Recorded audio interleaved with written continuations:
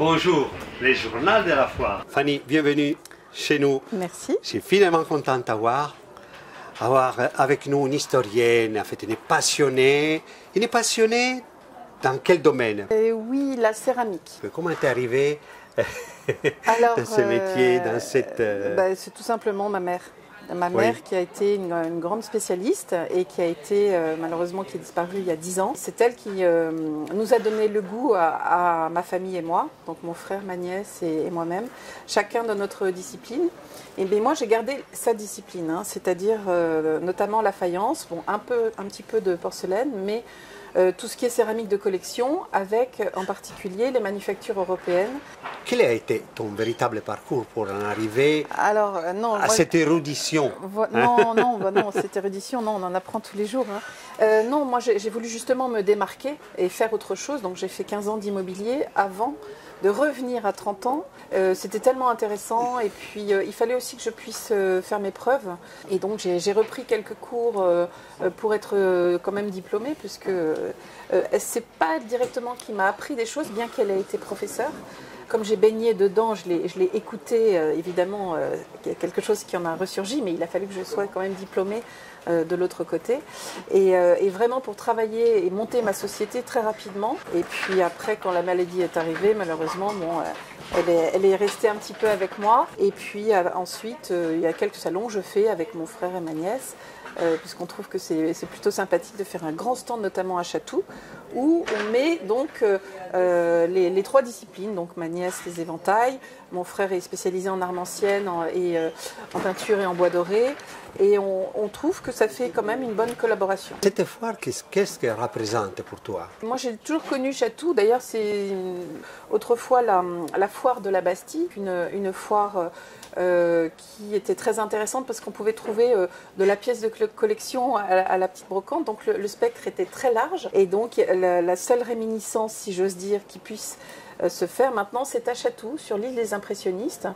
Alors là, on gêne personne, hein, mais donc les gens font quand même l'effort de venir. Donc ça prouve l'intérêt en fait des gens, parce que c'est la plus ancienne, donc elle a quand même une légitimité. C'est pour ça que nous sommes venus ici. Donc nous on vend davantage des antiquités plutôt que de la brocante. Hein. Alors il n'y a rien du tout au niveau, je veux dire, il y a pas de, on peut tout à fait se mélanger. Les clients font bien la différence, ils savent très bien. On peut tout à fait nous-mêmes acheter un objet de brocante tout à fait charmant, en décoration, etc. Ils peuvent trouver des objets de collection, des objets d'antiquité, aussi à Chatou. Pas que de la brocante à Chatou, il y a aussi de l'antiquité. Et ça, c'est intéressant. Et chez toi, effectivement, on trouve des pièces plus que rares. En fait, nous, on passe toute notre vie, même nos vacances, à chaque fois qu'on est dans un endroit, justement, c'est notre métier de toujours trouver le top. Et un jour, on la trouve, là, c'est le Graal. Et donc voilà. Et puis, j'ai remarqué que chaque pièce, tu arrives à décrire son parcours, tu lui fais tout un petit sommaire. Elle nous pose des interrogations. Et donc, c'est à nous, c'est une sorte d'enquête. Hein, on fait une enquête. Et donc, alors on a déjà la connaissance sur déjà ce qui est acquis, mais ce qui est intéressant, c'est quand on a des pièces qui bouleversent toutes ces connaissances et tous ces acquis. Alors là, on peut même poser des questions aux confrères, parce que les confrères ne sont pas des concurrents, donc on peut tous se questionner. Voilà, moi j'ai pas la réponse sur telle pièce, donc est-ce que toi tu as la réponse? Tu peux me donner des informations, est-ce que tu penses que c'est ça, ça ou ça? Et là, ça c'est formidable. On a même fait un salon en Belgique, au château d'Anguin, qui était le salon des spécialistes de céramique de collection. Et à Paris, vous pouvez trouver le parcours de la céramique au mois de septembre dans toutes les galeries du 7e arrondissement. Pendant à peu près 10 jours, vous avez un parcours où vous pouvez trouver des pièces qui ont été chinées, donc pas que par des Français, aussi par des Anglais, par des Hollandais, par des Belges. Et j'en passe. Tu sais, j'ai vraiment envie d'aller voir tes pièces. Avec plaisir. Tu nous présentes ici une pièce qui est rare, mais qui a toute une histoire. Alors, on peut remarquer, donc on a un décor avec un gros papillon en plein centre. Un papillon qui est intéressant parce que l'artiste qui l'a réalisé le présente de profil, donc on voit les ailes de profil, mais on le voit aussi de dessus. Donc on a deux façons de voir le papillon, hein, et c'est une représentation un petit peu originale d'un peintre. Il faut savoir que les peintres en céramique se vendaient un peu dans plusieurs manufactures. Ils ne travaillaient pas que dans une manufacture.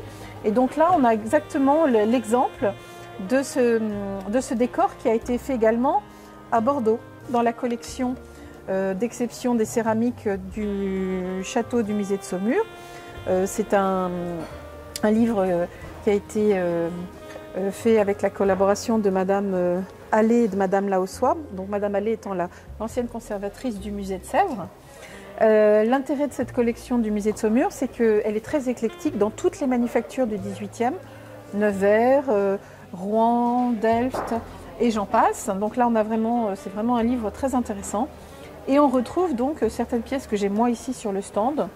La plus rare étant cette assiette au papillon, qui fait partie dans l'iconographie d'une des représentations inspirées de la Chine, donc les plus rares. Vous avez ici des réserves à la pagode, hein, dans l'aile, un émail superbe. Donc ça, c'est vraiment une pièce de collection typique d'une collection de qualité ou d'un musée. Et on la trouve encore donc sur le marché. Et là, on est au début 1700 1730. 1730. Voilà, exactement. On est dans la polychromie, donc c'est les premières pièces en polychromie à Rouen dans cette qualité. Parce que sinon, avant, c'était tout bleu, bleu et rouge. Et donc, c'est aussi remarquable parce qu'on arrive à maîtriser donc, le jaune d'antimoine, le rouge de fer, le vert de cuivre, etc. Ouais, comme tu me disais, c'est de la haute chimie avec laquelle on fait de l'art. Absolument, parce qu'il fallait maîtriser notamment le verre de cuivre. Rouen a eu beaucoup de mal à le maîtriser. Et on a des pièces qu'on retrouve, le verre a fusé dans l'émail. Oui. Alors là, en l'occurrence, non, ils l'ont maîtrisé. Il n'a pas fusé à la cuisson. Et donc, effectivement, on pouvait avoir des pièces qui pouvaient se déformer à la cuisson. C'était un peu comme un gâteau, on ne sait pas trop comment ça va sortir du four. Et quand c'était parfait, donc il faut savoir qu'on pouvait jeter beaucoup de pièces avant d'en avoir une parfaite. Et c'est pour ça que c'était très très cher. La céramique à l'époque était vraiment un signe extérieur de richesse. Ici, on a deux petites gouaches napolitaines. Elles sont un peu naïves au niveau du décor, mais très bien encadrées et tout à fait charmantes. Et donc là, vous avez une vue de nuit, donc elles étaient souvent en paire. Là, vous avez la vue de jour.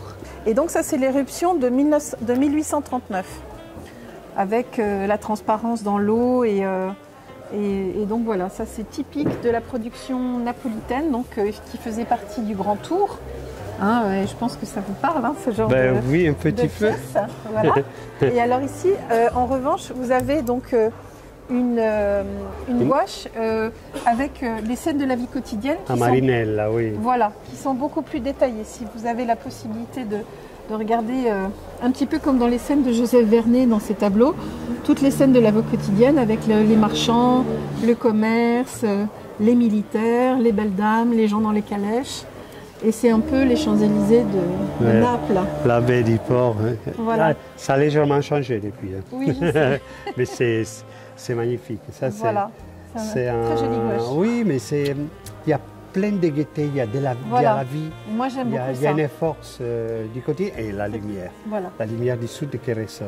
Et dans toutes les bonnes maisons aristocrates à l'époque, quand les jeunes garçons rentraient, ou jeunes femmes, plutôt les jeunes garçons rentraient de leur tour d'université internationale, ils ramenaient une gouache, voire deux, et on les exposait dans les salons. Et moi, j'adore les gouaches. Et alors, j'ai des clients qui ne collectionnent que ça. Oui, ben, je le comprends. Voilà, et qui en échangent, qui en rachètent, c'est ce que j'appelle des clients gouaches, entre guillemets, donc des collectionneurs. Donc pas forcément de céramique, ça peut être aussi de la gouache. Et moi, je fais ce que j'aime. Bon, ben, sur ça, on peut retourne à notre studio pour terminer l'entretien. Ok, parfait. On y va? On y va. Allez.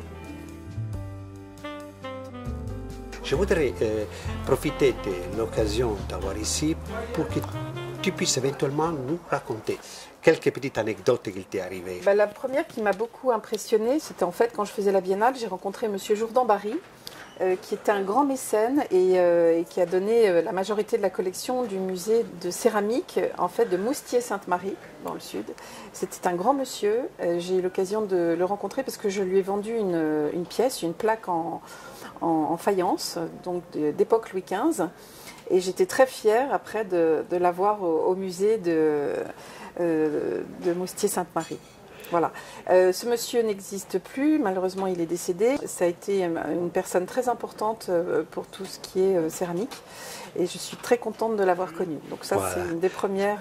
Avec une pincée de nostalgie quand même. Tout à fait. Tout à fait. Et t'en as pas une autre? Si, par exemple, il y a une ou deux pièces, je suis très fière parce qu'on les retrouve dans des musées.